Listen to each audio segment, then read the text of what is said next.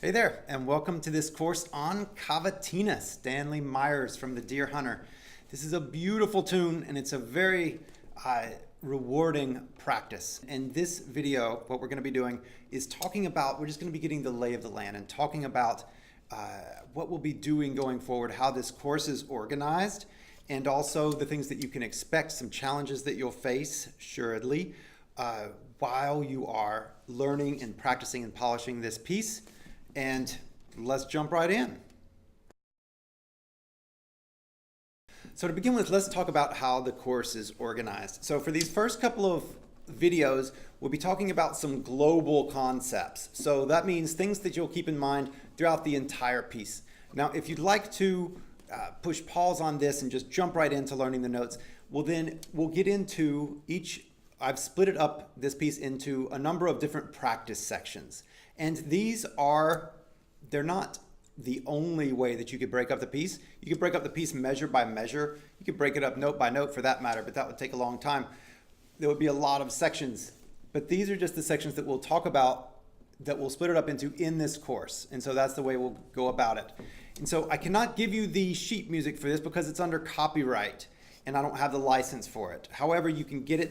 You'll find the link to purchase it, and the one that you purchase will probably have John Williams fingerings on it, and we'll talk about that as well and some other alternatives to those fingerings as well within the course. So each of the practice sections we'll go into individually, and we'll talk about the right hand fingering, we'll talk about the left hand and the best ways to do that, and then we'll also talk about the phrasing and any sort of practice suggestions on how to master that section. So bit by bit we'll go through there.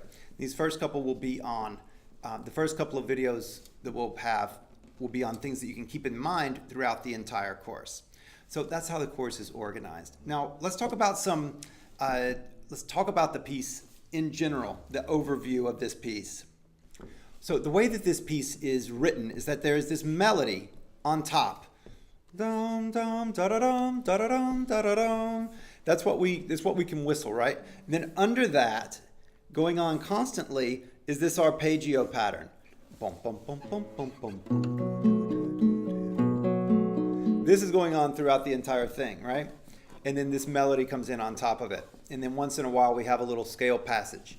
So that's the basic gist of it. Well, what that means is that we need that melody to be beautiful and singing all the time, right? Because that's the main thing. And then we need to put that accompaniment, and we'll talk more about this, behind it, and it all needs to be smooth and it all needs to sound effortless, right? And that's one of the big challenges of this piece is imagine dancing gracefully around a room, and then imagine strapping a 100-pound weight to your leg and then dancing gracefully around the room and not letting anyone know that there's a 100-pound weight strapped to your leg. It's kind of like that because of the bar chords, the stretches sometimes, the weird way that the chords connect. So it's a really challenging piece to continue that beautiful line and keep it really connected and flowing and not let on that it's really strenuous in the hand and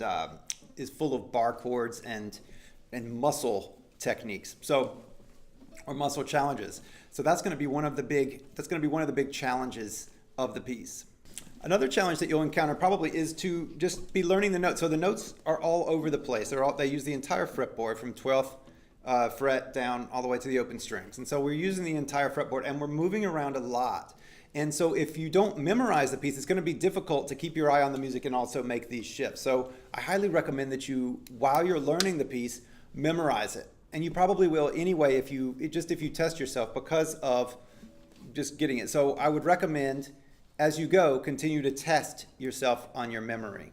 And then the last challenge I'll mention here is connecting one chord to the next. It's not idiomatic. And idiomatic means that it fits really well on the guitar. Some pieces, they just fit incredibly well on the guitar. They're written by guitarists, for guitarists, and they fit under the fingers well. You're using chords that you've seen before and that fit in the hand well. They're not big contortionist acts and acrobatics, but instead they fit really well under the hand. This is not one of those pieces. This is written by someone who doesn't doesn't work with the guitar as well as some other composers who are actually guitarists. I don't know who Stanley Myers is as a person, but it doesn't fit very well on the guitar. And one of the things that is challenging is that we have a lot of what I call butt joints. In carpentry, whenever you just stick one thing up against the next, it's called a butt joint. And so it's beautiful when chords can dovetail, which is kind of they fit together and they can morph from one to the next. Well, this has a lot of these butt joints, and those are difficult if you're playing down here and need to jump up here to make that sound really smooth. And so connecting one chord to the next is going to be one of the main challenges. And oftentimes there are melody notes that need to connect on the top and they don't need to sound. So as an example of this, taking a big breath right there, that kind of thing, so that there's a big da, da, da, da, da.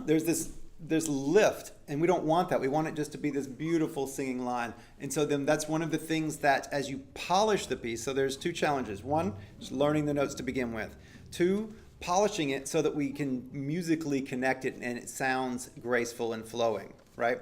And then the third that I mentioned was just the physical challenge of when you're learning and you have these big bar chords, then you end up spending a lot of time in a bar shape. And so you get a lot of tension in your left hand. And that tension can cross over into your right hand.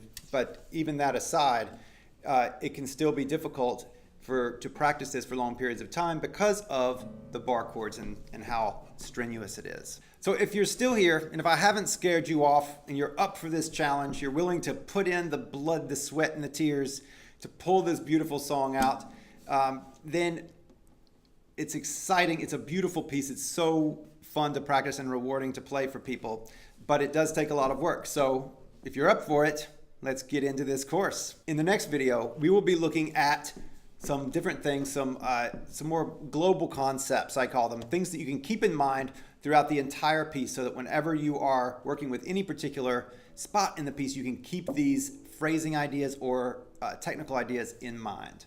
See you there.